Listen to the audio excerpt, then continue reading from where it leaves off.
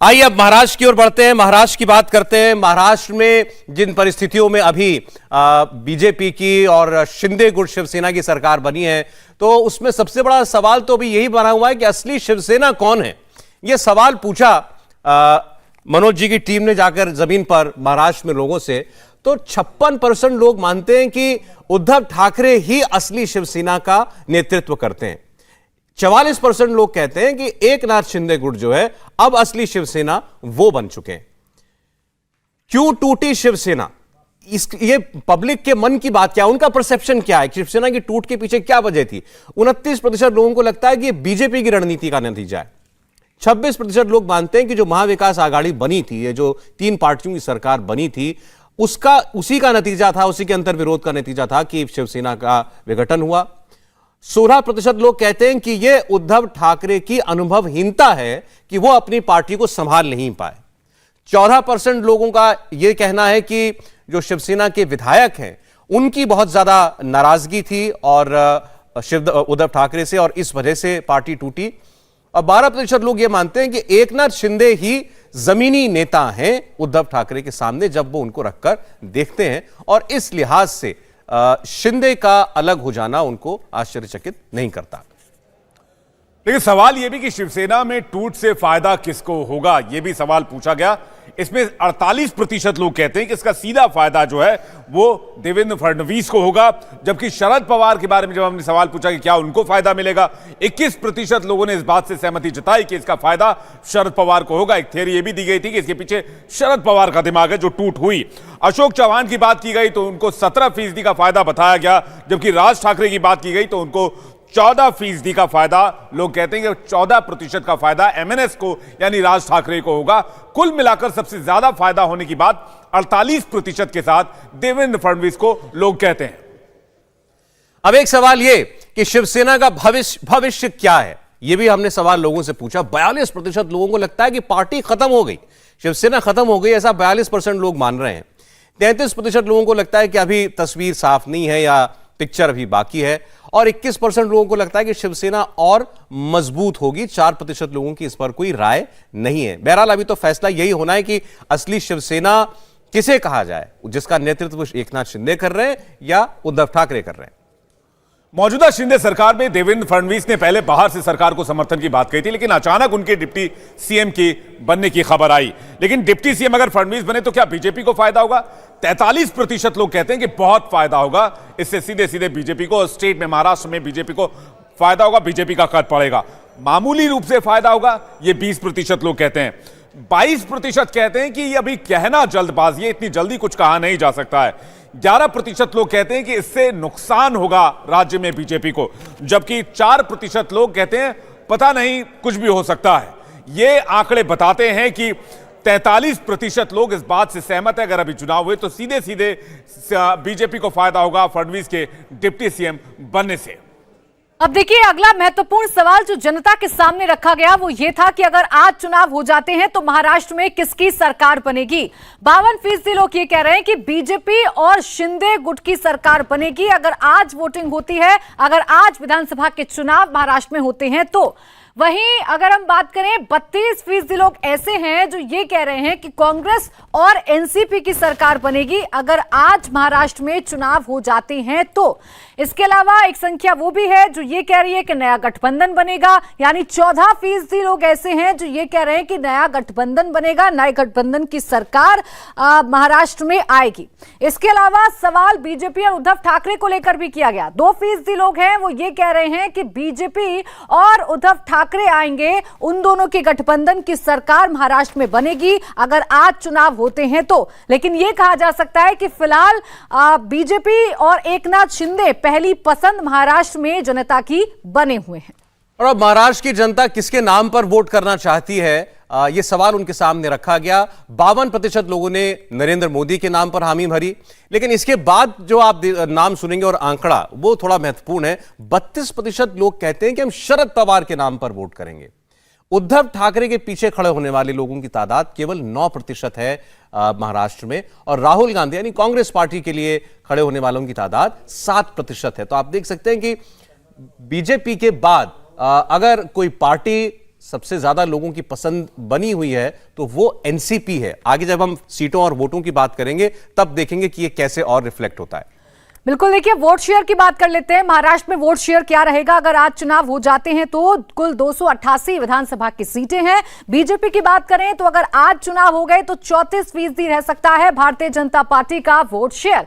शिंदे गुट की अगर हम बात कर लें तो उनका वोट शेयर रह सकता है 13%। इसके अलावा जो कि सबसे पॉपुलर चेहरा फिलहाल नजर आ रहे थे एनसीपी के, तो उनका अगर बात कर लें तो 20% वोट शेयर उनका रह सकता है। अगर हम यहां कांग्रेस की बात करें महाराष्ट्र में तो उनका जो वोट शेयर है अगर आज चुनाव होते हैं तो कुल 16% रहेगा कांग्रेस का। इसके अलावा उद्धव ठाकरे की अगर बात करें तो उनका वोट शेयर रह सकता है 9% अगर आज महाराष्ट्र में विधानसभा के चुनाव हो जाते हैं तो।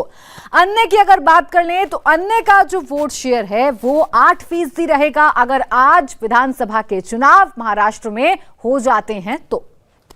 ये तो वोट शेयर की बात रही, लेकिन अब सबसे अहम सवाल कि अभी महाराष्ट्र में चुनाव होते हैं तो किस पार्टी को कितनी सीटें मिलेंगी। महाराष्ट्र में 288 विधानसभा की सीटें और बीजेपी सबसे बड़ी पार्टी बनकर उभरेगी 134 सीटों के साथ। वहीं शिंदे शिवसेना, क्योंकि शिवसेना पर शिंदे भी दावा कर रहे हैं इसलिए शिंदे शिवसेना में कहूंगा, 41 सीटें इनके पास आएंगी। पहली बार चुनाव में जाएंगे तो एनसीपी के पास 44 सीटें आएंगी, शरद पवार के पास 44 सीटें आएंगी। कांग्रेस को 38 सीटें मिलेंगी, अशोक चौहान जो कि नेतृत्व करते हैं उनका। ठाकरे शिवसेना को 18 सीटें मिलेंगी, बहुत बड़ा नुकसान होता दिखेगा अभी चुनाव में जाएंगे तो। और अन्य के खाते में 13 सीटें जाती दिख रही हैं, यानी कि साफ तौर पर अगर आप यहां पर देखेंगे तो बीजेपी 134 पर है, क्लियर मेजॉरिटी तो नहीं है, लेकिन शिंदे शिवसेना के साथ मिलकर अभी चुनाव होता है तो आसानी से सरकार बना लेंगे, कहीं कोई परेशानी बीजेपी को नहीं आने वाली है। तो भारतीय जनता पार्टी पहली पसंद बनकर निकलेगी, लेकिन 2019 के रिजल्ट से आइए कंपेयर कर लेते हैं। 2019 में जब चुनाव हुए तो बीजेपी को 105 सीटें मिली थी। अगर आज चुनाव होते हैं तो ये बढ़कर 134 हो रही हैं। हम शिंदे की बात कर लें यानी शिंदे गुट की बात कर लें तो उनके विधायकों की काउंट 42 थी अगर 2019 के चुनावों की बात करें। इस बार की अगर बात करें यानी कि अगर आज विधानसभा चुनाव होते हैं तो 41 विधायक शिंदे गुट के बन सकते हैं, 41 सीटें वो जीत सकते हैं। एनसीपी की बात करें यानी कि शरद पवार की तो 2019 में 54 सीटें एनसीपी ने जीती थी, लेकिन अगर आज चुनाव हो जाते हैं तो ये घटकर 44 हो जाएंगी। कांग्रेस की अगर बात करें तो कांग्रेस ने 2019 में 44 सीटें जीती थी, लेकिन अगर आज चुनाव हो जाए तो ये घटकर 38 हो जाएंगी।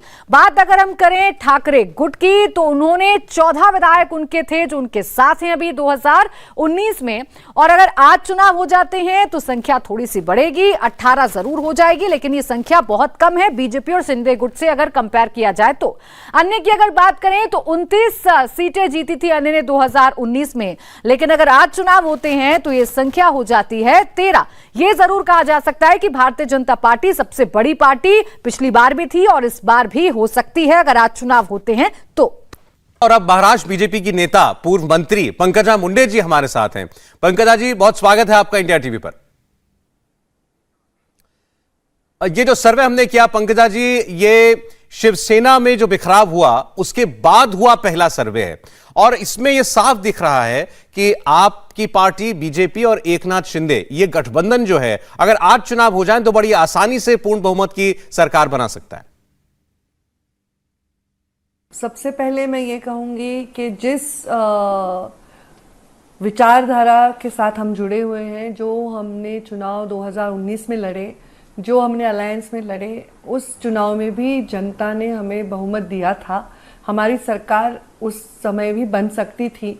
तो जो आपके आज सर्वेक्षण कह रहे हैं वो भी हमारे विचारों से ही मिलते जुलते हैं, हमारे आत्मविश्वास से मिलते जुलते हैं।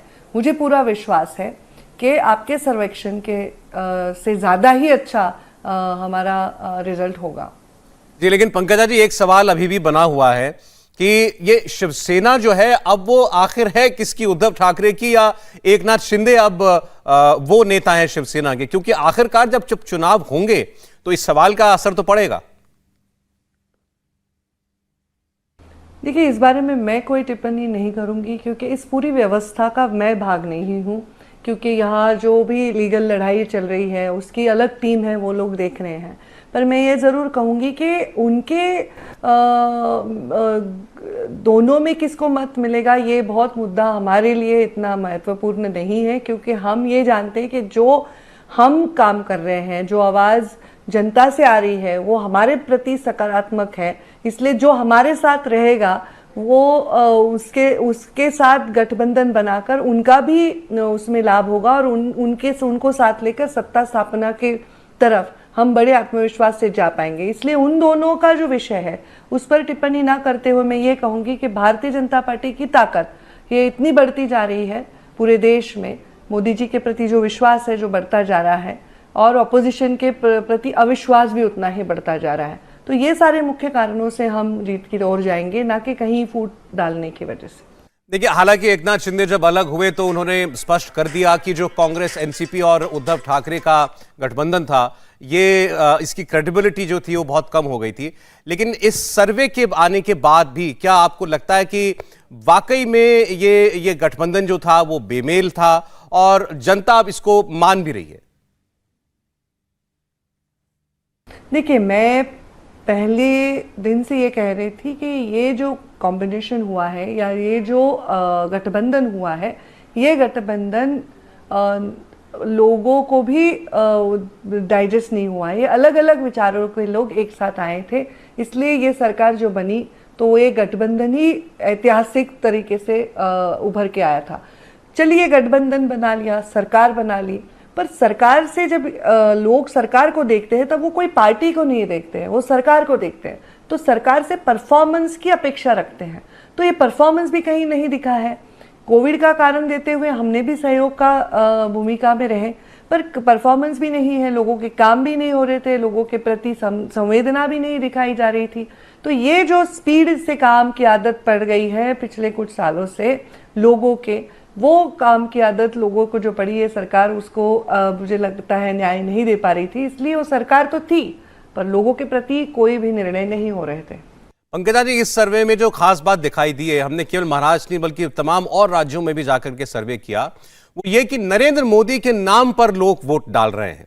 और महाराष्ट्र में तो 52% लोगों का ऐसा कहना है कि हम वोट करेंगे तो नरेंद्र मोदी के लिए करेंगे। तो ये बहुत अच्छी बात है, हमारे नेता के नाम पर ये एक जो विश्वास उन्होंने बनाया है लोगों के मन में, वो एक बहुत अभिमान की बात है। और ये सिर्फ हमारे देश में नहीं, मैं तो सोचती हूँ ग्लोबली भी अगर आप ऐसा कोई सर्वे करें और बोले दुनिया में भी कि हमारा नेता दुनिया का कैसा हो, तो ज़रूर नरेंद्र मोदी जी के नाम को इससे भी ज़्यादा प्रतिशत लोग चुनेंगे। ऐसा प्रभाव आज ग्लोबल पॉलिटिक्स में नरेंद्र मोदी जी का, हमारे प्रधानमंत्री जी का है। अच्छा, ये तो सर्वे है खैर, लेकिन आपका 2024 में होने वाले लोकसभा चुनाव के बारे में क्या कहना है? लोकसभा चुनाव में भी क्या ऐसी बड़ी जीत हासिल करेगी बीजेपी? एकदम सही है, आपने जैसे अभी कहा कि अगर लोगों को पूछा गया कि आप किसको मतदान करना चाहेंगे, तो लोगों ने मोदी जी का नाम लिया। तो ये नेचुरली है कि क्योंकि ये चुनाव रहेगा लोकसभा का, नेशनल चुनाव है और इस चुनाव में मोदी जी को देखकर वोट दिया जाएगा, तो फिर जो भी हमारे साथ रहेंगे उनको उसका ज़रूर फ़ायदा भी होगा और उनकी ताकत भी बढ़ेगी और हमारी भी ताकत उनके आने से बढ़ेगी। तो हमारी अलायंस को उसका डेफिनेटली फ़ायदा होगा और ये सारा चुनाव मोदी जी को देखकर लोग वोट देंगे और हम लोग ज़्यादा अच्छा परफॉर्म करेंगे, मुझे पूरा विश्वास है। पंकजा जी, बहुत बहुत धन्यवाद आपका इंडिया टीवी से बात करने के लिए। Thank you so much. India TV हर वक्त हर जगह डाउनलोड करने के लिए सर्च करें India TV news Google Play Store या ऐप स्टोर पर।